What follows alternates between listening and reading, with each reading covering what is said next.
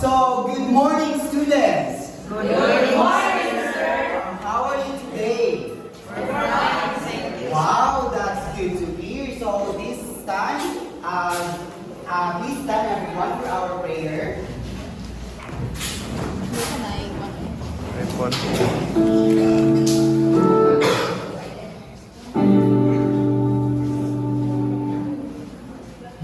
Let us pray.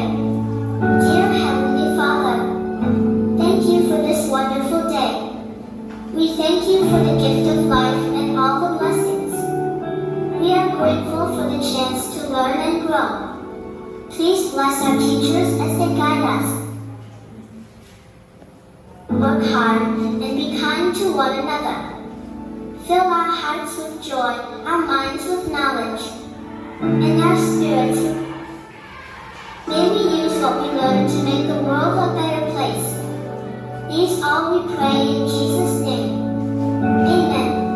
So, once again, good morning, class. Good morning, sir. Please remain standing for our energizer. So, move everyone. Move. Walk yourself.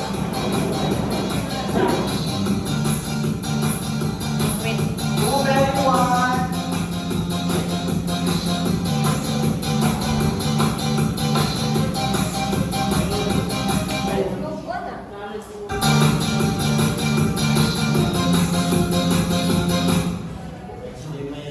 HDMI per karena per dot Yeah, what? Wait. Wow, you all look energized now. Before taking your seat, please pick up some pieces of paper under your chair and arrange your chair properly. Now, is there any absences today? None, sir. Wow, you are all present. Now, since nobody is absent today, let's give ourselves a 3 million clap. 3 million claps. Alright, I am Joe Buhay Gandawan and I will be your teacher in science this morning. Are you excited to learn with me? Yes, sir. Alright, by that, let me introduce first our classroom rules. Everyone, please read.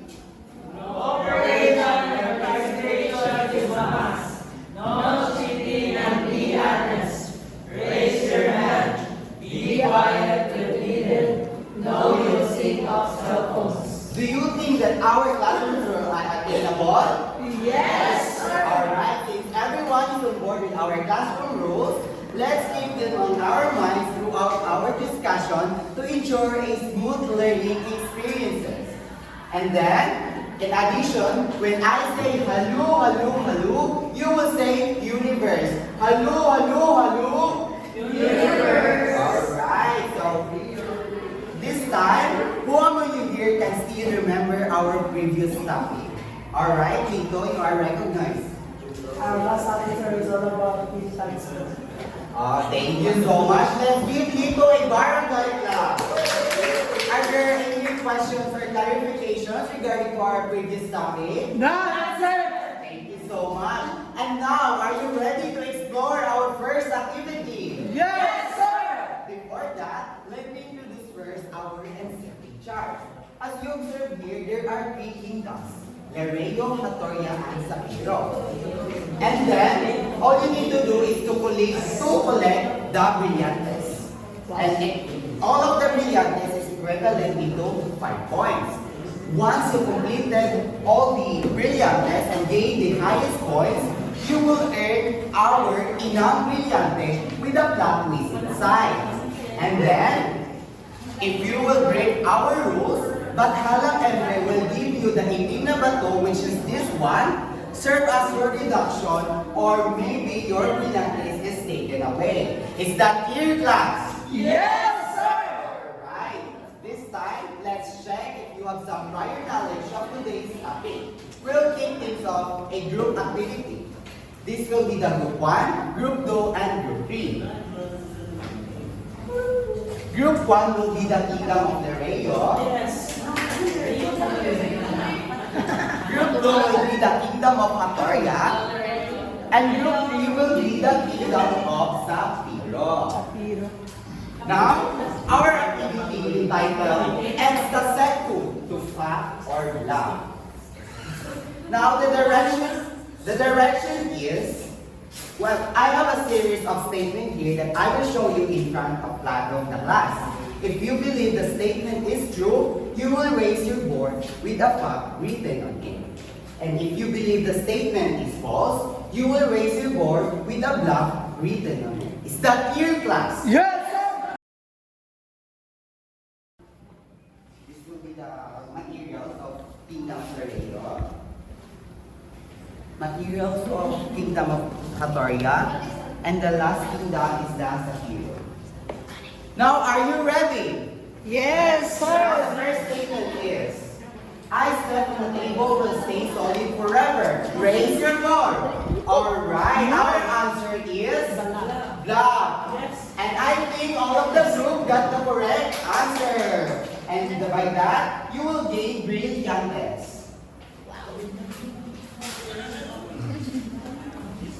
Later. Now, the last statement. Raise your board. The answer is block. And I think only the kingdom of Laredo and Sapiro got the correct answer. Paspas mo ba yun? Now, let's give ourselves a barangay clap. Let's move on to our next activity. Our next activity is Brilliant Challenge. Keep added or keep removed. The direction is, with the same group and same materials, you will observe a picture that I will show you here in the monitor. And try to predict if the brilliant apoy added a heat or remove a heat. Are you ready? Yes, sir! Raise your board. The answer is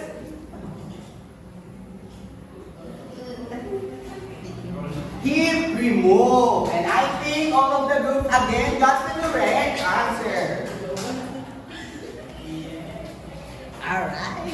The next picture. Raise your board. Alright, I think only the group of, or the kingdom of Sapiro got the correct answer. The answer is heat added. Now the last picture. Raise your board. The answer is remove. And only the Hatoria got the correct answer. Now let's give ourselves a card on the list up. Do you know how to do it? No, sir! Okay, let me demonstrate it first and let's do it together. 1, 2, 3, 1, 2, 3, bang, bang, bang. Ayos. Again, everyone. 1, 2, 3, 1, 2, 3, bang, bang. Ayos. Thank you so much. Now, this time, we will again explore another set of activity. Our activity is entitled Illustrate the Change. In simple term or in another term, illustrate or simulate the change. This time, I'm going to provide you a laptop. It enable you to access our simulation. This time, we will use PET simulation in order to observe what happened to the molecules inside based on that simulation. And jot down and write it to a manila paper that I'm going to provide and then discuss it with your classmates. After that, choose a one representative to present your output.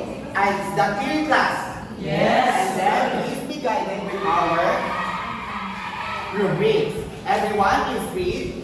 Points. Operation 10 points. Creativity 5 points. Timeliness 5 points. Our rubrics are attainable. Yes, sir. Alright, thank you so much. Now, I'm going to provide you a gadget.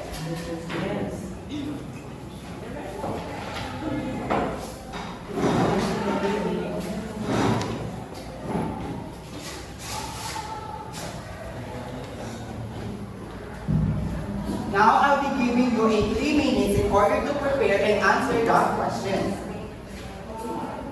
This will be the guided questions.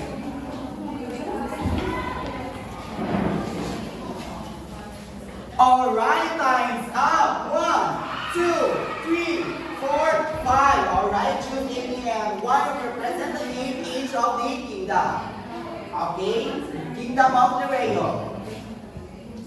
Thank you so much. Let's give the kingdom of Nereo a Nereo clap. 1, 2, 3, 1, 2, 3. Imulibe Nereo. Again. 1, 2, 3, 1, 2, 3, Ibuli, Rio. Next is the kingdom of Atoria. Thank you so much. What a great idea, kingdom of Atoria. Let's give them a Atoria clap. 1, 2, 3, 1, 2, 3. It's the Secto Atoria. Again. Extra Secto Hatoria. So much. And we have the kingdom of Isabiro. Wow, what an accurate idea. Let's give the kingdom of Sapiro a Sapiro clap. 1, 2, 3, 1, 2, 3. Atay ni Sapiro. Everyone. Right, this time, what do you think is our topic today? Incontagious. Anyone? Jemar, you are recognized. Good morning, sir. Based from our activities earlier, I think our topic for today is all about phase changes. Thank you so much. Our topic today is all about the phase change.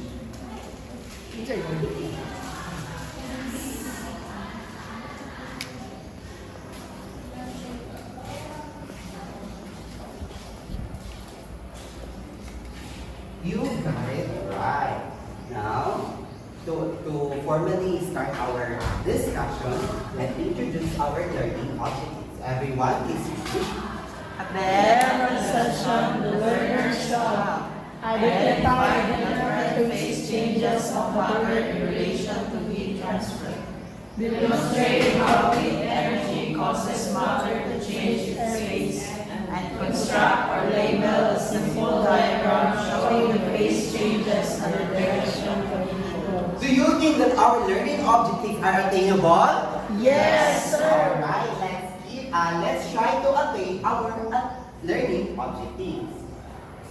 In thermodynamics, studies the energy and temperature changes during the transition between states of matter. What are the states of matter? Solid, liquid, and gas. Very good. During a phase change, energy is absorbed or released at a constant temperature. Meaning, when changes happen in a phase, the temperature is still remain the same. Next, phase transition, the process where substance changes from one phase to another. Endothermic processes is when heat is absorbed. Exothermic processes is heat release. Now, types of phase changes. Melting. Who can explain or give an idea about melting? Anyone? Anyone of the class? Camilo, you are recognized. Sir, melting happens when solid turns into liquid. Wow, great answer. Let's give Camilo a Facebook Lab. Are you familiar with the Facebook Lab? No, sir. 1, 2, 3, 1, 2, 3. Like, love, care. Ha ha ha. Wow. Everyone. Very good. Now, next. Ante, magkataroy. Freezing. Who can give an idea about freezing? You are Banaga, you are recognized. Freezing is when liquid turns to solid. What a great idea and a strong answer. Freezing is when liquid turns into a solid. Very good. Next, evaporation. Anyone of the class? Jelly, you are recognized. Evaporations are observed when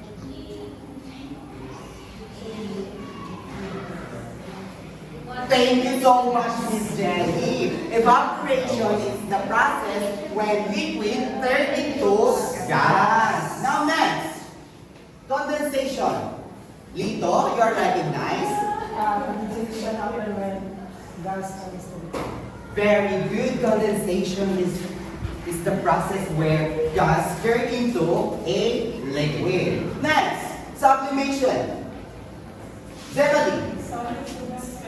Very good. Sublimation is the process where solid turns into a gas. The good example of this is the solid, dry ice rather.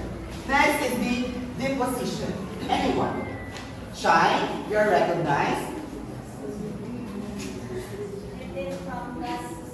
Very good. Deposition is the process where the gas turns into a solid. Best example of this is the frost in the leaves. Next, ionization. Anyone? Jemar, you are recognized. Unfortunately, sir, I don't know what is ionization. Okay. You have an idea about ionization? Gas to plasma.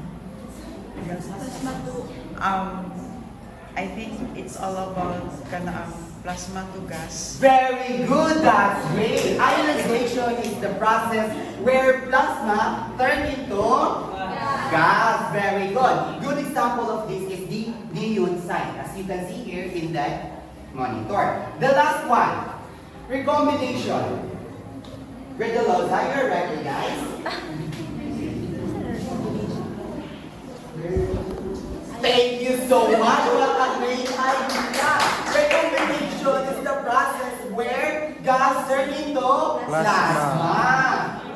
Now, matter can change from one state to another because of energy transfer, either by absorbing or releasing it. Now, a little bit review. Is this a process where solid turns into liquid? Anyone?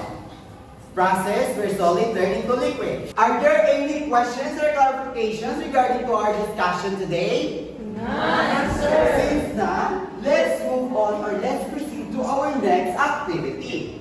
Our activity entitled Ciliar the Face. In another term, label the face. I have a set of materials here. All you need to do, as you observe here, you will label each of them where the face changes belong. Is that clear? Yes, sir. Is that clear, class? Yes, sir. And then, please be guided to our rubrics in this activity. Everyone, please read. Accuracy 10, teamwork 10, delivery 5, timeliness 5, total 13. Thank you so much. Now, this will be the kingdom of Sereno, Sapiro, Shapiro. and the kingdom of Hatoya. I will only give you at least 3 minutes to prepare and answer the following questions. Are you ready? Yes, sir. Timer starts now.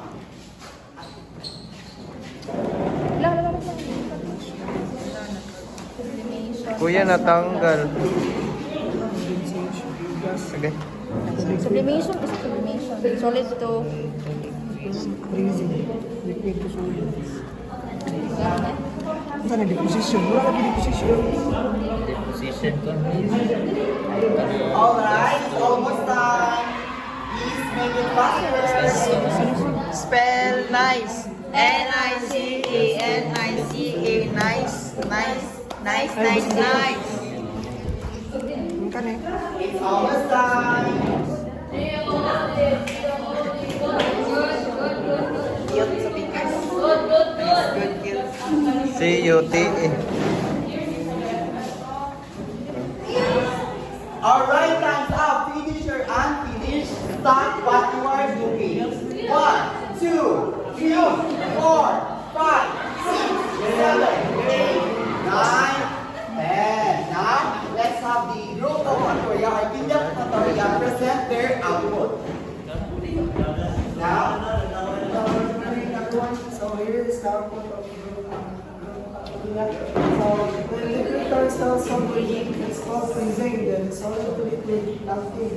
And also solid to gas, the ionization, and gas to solid deposition. Then gas to plasma, sublimation, plasma to gas ionization, and also liquid to gas evaporation, and gas to liquid condensation. now let's check their output.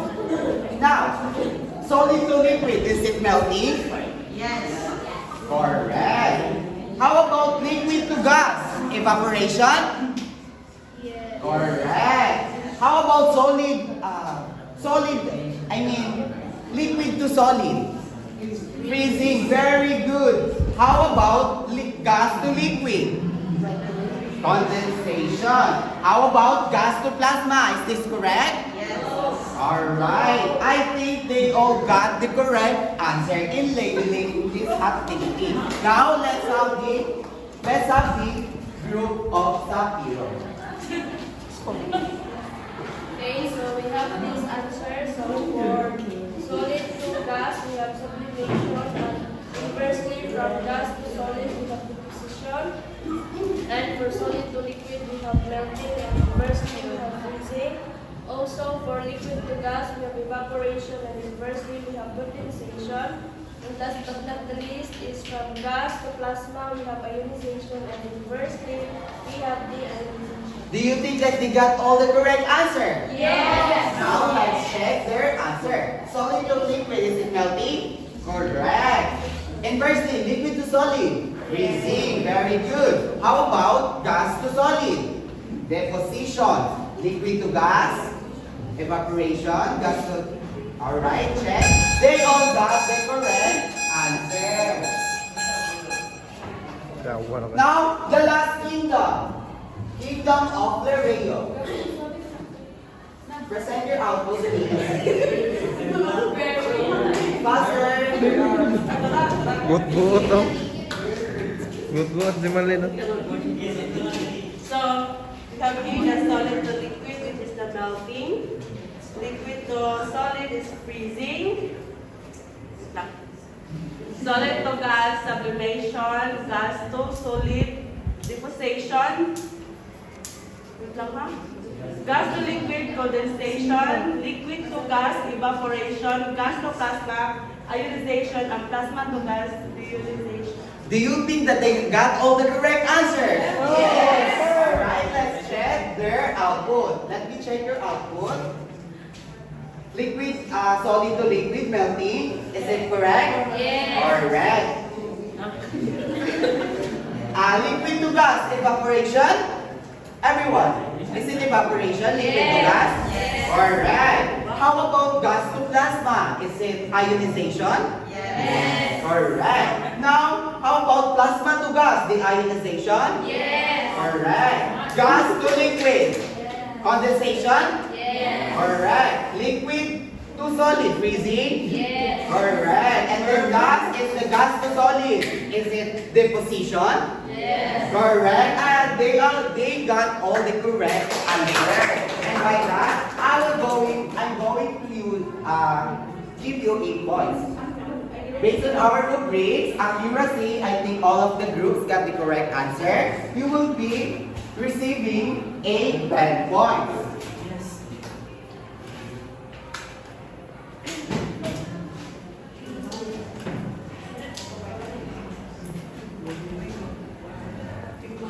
Teamwork. Do you cooperate all? Yes. I think the Reyes has not participated all of their members. They will only get 5 points. Okay daw. Si Presidente oh, masukon. And the rest of the group will receive 10 points.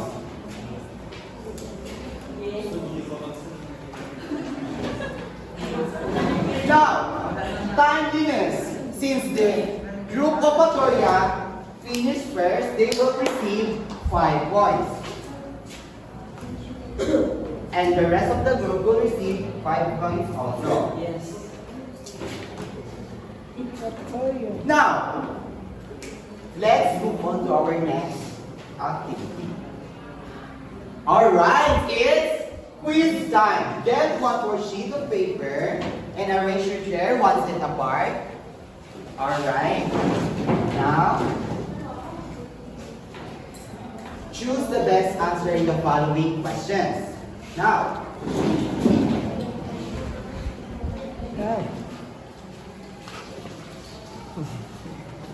Ay pugubang na mo kay. okay. Diyo na ta. Finish or not finish, pass your paper. 1, 2, 3, 4, 5, 6, 7, 8, 9, 10. Is that all the paper here? Yes, sir. Now, let's have our assignments. Everyone, please read. Think about where you see face changes happening in your daily life. On a half sheet of paper, write a short paragraph or draw a simple illustration Showing one real-life example of face changes. Now, you will send it to our Google Classroom. Yes, sir. Let's go back to our learning objectives. Did we attain these objectives here? Yes, sir. Do you identify the different phases of changes? Yes, sir. Yes, sir. How about demonstrating how heat energy causes matter to change? Yes, sir. Yes, sir. The last one, do you label a simple diagram showing the phase change? Yes. Alright, let's give ourselves an Encantadia clap. 1, 2, 3, 1, 2, 3. Ooh, everyone. Very good. Now, before we end our class, let's go back to our ascending chart. Champion.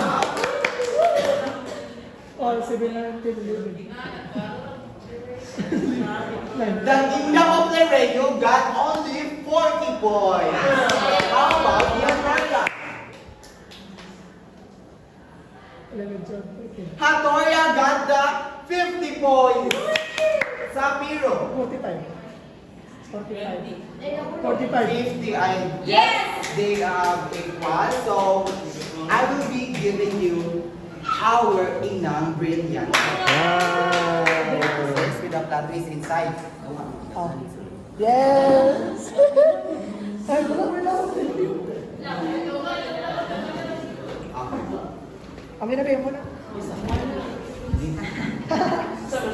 Now, congratulations to all the new Safety owners na of yun, Inang safety na yun. Brilliant.